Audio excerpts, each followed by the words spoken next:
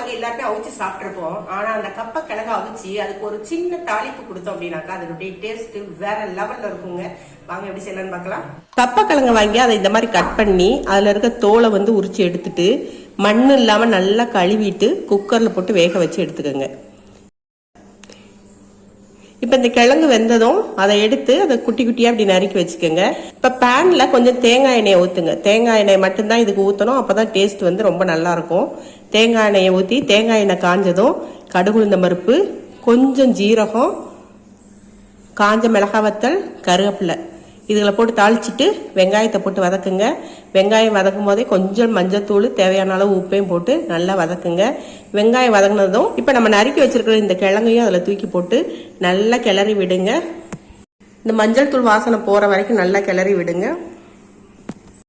இப்போ டேஸ்டான கப்பக்கிழங்கு ரெடி ஆயிடுச்சுங்க. இதை எடுத்து சாப்பிட்டு பாருங்க. இதனுடைய டேஸ்ட் வேற லெவல்ல இருக்குங்க.